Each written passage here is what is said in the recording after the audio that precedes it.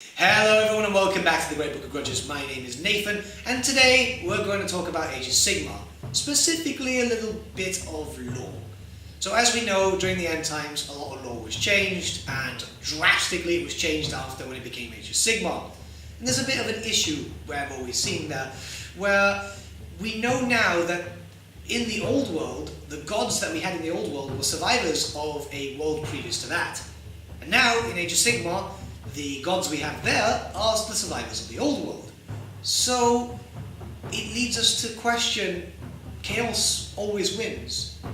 So why would we bother fighting? And with that, let's look into it. Clickbaity title and intro aside, this video isn't really supposed to bring Age of Sigmar players down.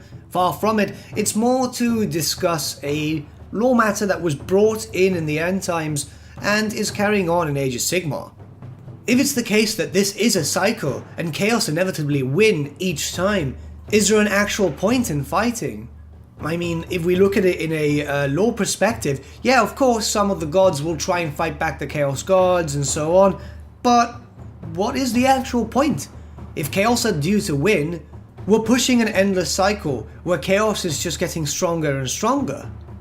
Now, while it is understandable that any surviving gods from the old Warhammer world and any new ascending gods who themselves are survivors from the old world would want to fight back chaos, now that they know that this is an endless cycle, why do they even fight back?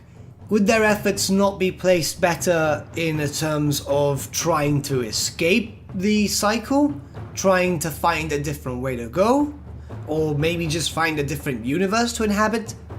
Obviously, myself as a Warhammer Fantasy fan, and I don't play Age of Sigmar, I might be unaware of certain things, and you never know, maybe our good friend Age of Nagash would be able to shed some light on this scenario, but I just don't understand what would be the point. For example, I think Mathlan or Manan, depending on how you follow him, is still alive in this universe. I believe the Idenef Deepkin have some sort of connection to him through Teclis.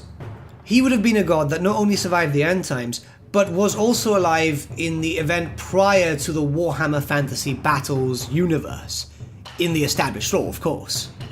Meaning that he would be living his third cycle. Would he not warn these new gods about this scenario? Like, I'm a bit confused here, because if it's the case that you're living on your third cycle of this event, would you not, plan to escape or go somewhere else? I'm talking about it in a very chatty way because it's not really a lore video per se, but it's more trying to make sense of the situation. And before any Warhammer Fantasy Battles fans try to blame Sigmar for this, yes, this was written during the end times and technically we can count that as Age of Sigmar because that's when all the new models came out and we started getting a lot of changes and so on, but it's an issue I've always seen with GW where they always write some part of a story and they kind of dig themselves into a hole, if you get what I mean. With the perfect example being Constant Drakenfels, the living retcon. He's a bit confusing in most cases. He's supposed to be the first necromancer, but he's supposed to be the first human, or one of the first humans. But now in the lore, the humans came much later, so there's a lot of confusion there. Now, of course, I could be wrong, and there could be something that connects the dots that I may be missing. So if you are an Age of Sigmar fan or a big fan of the lore, and you do know the answer, please let me know, because I am actually kind of lost, and I would like to read any books that may connect the dots. So before I leave you, I will ask the question again, in hopes for not only clarity, but possibly a community discussion? Is there a point fighting the Chaos Gods in the Age of Sigmar if the cycle is doomed to repeat itself again? Can they be defeated? And if so, how? But with that, my friends, we've come to the end of our video. Thank you so much for watching. If you did enjoy the video, might I suggest giving the video a like, or even subscribing to the channel, as it really does help us out.